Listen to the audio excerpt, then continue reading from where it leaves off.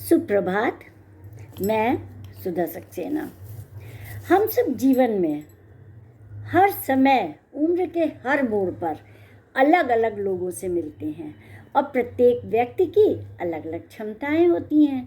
अब आवश्यकता यह होती है कि हम उस जो अलग अलग व्यक्तियों से मिलते हैं उनके सद्गुणों को ग्रहण करें। आइए आज हम अच्छाई विषय पर कुछ चर्चा करते हैं कि हर मनुष्य की विशिष्टता है और हर मनुष्य में अलग अलग क्षमता है, अलग अलग अच्छाइयाँ हैं। उन अच्छाइयों को हम कैसे ग्रहण करें, क्यों ग्रहण करें और हमें अच्छाई ही ग्रहण करना चाहिए, इस पर ही हम थोड़ी चर्चा करेंगे। अच्छा बनने की राह में जिस व्यक्ति से कुछ भी सीखा जा सकता है उसका बड़ा या छोटा होना महत्वपूर्ण नहीं है। महत्वपूर्ण है कि उससे सीखी जाने वाली बात।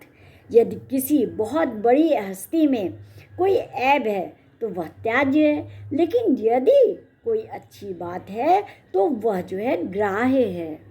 अर्थात कि हर व्यक्ति की जो अच्छाई है हमें उससे पर ही विचार करना है और उसे ही ग्रहण करना है। इसी को सकारात्मक विचार कहते हैं, सकारात्मक क्रिया कहते हैं इसी को।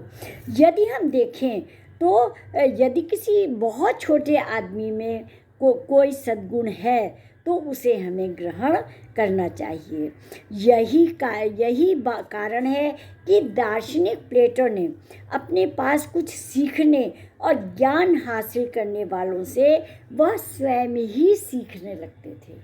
अर्थात जो प्लेटो थे उनके पास जो उनके भक्त आते थे, जो उनके अनुयायी आते थे, अगर उनके विचारों में से, उनके व्यवहार में से कुछ ग्राह्य होता था तो वो तुरंत उसमें जो है अपने को संयोजित करते थे और उस व्यवहार को, उन गुणों को ग्रहण करने की चेष्टा करते थे, ज्ञान हासिल करते थे।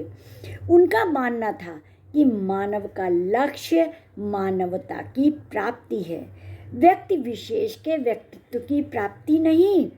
दार्शनिक प्लेटो का आदर्श सार्वभौमिक अच्छाई है, सीमित अच्छाई नहीं। मनुष्य को ब्रह्म का अंश कहा जाता है, उनके अंदर भगवान का निवास माना जाता है। इससे सिद्ध है कि उसमें प्रच्छन्न रूप से, मानव में प्रच्छन्न रूप से इतनी अधिक शक्ति मौजूद है कि वह अपने भीतर के सततत्व का सहारा लेकर ही अपनी सभी राक्षसी प्रवृत्तियों का दमन कर सकता है। यहाँ पर एक तात्पर्य यही है कि हर मनुष्य में विशिष्ट क्षमता और अनंत क्षमताएं हैं जो कि हम समझ नहीं पाते हैं। यदि हमारे में एक सद्विचार भी आ जाता है तो उसके द्वारा अनेक हमारी क्षमताएं उजागर हो जाती हैं और स्वयं हमें रास्ता मिलने लगता है। और कहा भी जाता है ना कि अगर मन में संकल्प हो तो पूरी कायनात आपका सहयोग देती है।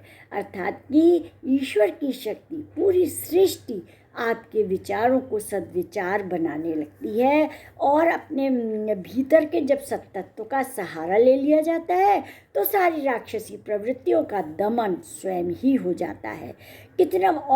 वह कितना भी अच्छा और कितना भी बड़ा बन सकता है। अर्थात प्रत्येक व्यक्ति में इतनी क्षमता है कि वह कितना भी बड़ा और कितना भी अच्छा बन सकता है। मनुष्य अपना निर्माता स्वयं है।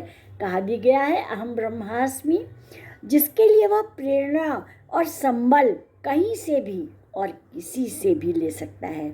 यदि वह हर व्यक्ति से कुछ लेने और सीखने का रास्ता खुला रखे तो उसकी उपलब्धियों की कोई सीमा नहीं रहेगी। हमारे जीवन के गुणात्मक पहलू को ऊंचा कर बनाने के लिए आदमी की तीसरी आंख जागृत होनी चाहिए। तीसरी आंख का तात्पर्य है विवेक से, कि हम कौन सा कार्य कब कर रहे हैं, कैसे कर रहे हैं, क्यों कर रहे हैं, उन परिस्थितियों के अनुसार हमें क्या करना चाहिए। ये तीसरी आंख है। और वही हमारा यज्ञ है। और वो कार्य जब हम इस प्रकार से सोच के करते हैं तो वो लगभग सभी के हित के लिए वो कार्य होता है। जो आदमी अनीति के रास्ते पर चलता है उसका बीच में ही पतन हो जाता है। इसीलिए व्यक्ति सही गलत व अच्छे बुरे का विवेक रखते हुए अपने गुणात्मक पक्ष को मजबूत बनाने का प्रयास करे। गुणी व्यक्ति सबका प्रिय बन सकता है। हमारी दुनिया में कुछ श्रेष्ठ लोग होते हैं, कुछ मध्यम या सामान्य लोग होते हैं और कुछ अधम स्थिति के लोग भी मिल जाते हैं।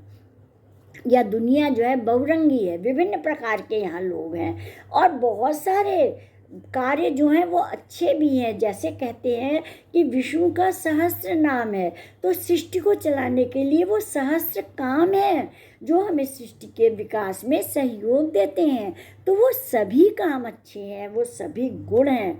कोई भी कार्य छोटा या बड़ा नहीं होता है। धरती में अनेक प्रकार के रत्न भी हैं, कुछ कंकड़ भी हैं। एक समूह या समाज जहाँ होता है वहाँ कुछ बहुत अच्छे व्यक्ति मिल जाते हैं, तो कुछ व्यक्ति सामान्य मानव गुणों की रेखा के नीचे भी मिल जाते हैं। गीता में कहा गया है कि श्रेष्ठ आदमी जैसा आचरण करता है उसे देखकर दूसरे भी वैसा आचरण करने लगते हैं। सामान्य आदमी उसे प्रमाण मान करके आचरण करने का प्रयास करता है। तो तात्पर्य ये है कि कुछ लोग जो विवेकपूर्ण ढंग से कार्य करते हैं वो अपने कार्यों को करते रहें ताकि अन्य व्यक्ति उनको देख करके उनका अनुसरण करें और समाज सदैव उन्नति की राह पर अग्रसर हो। तो आज इतना ही। आप सब ने मेरे चैनल को लाइक और सब्सक्राइब किया, उसके लिए आप सबका अतिशय धन्यवाद। नमस्कार।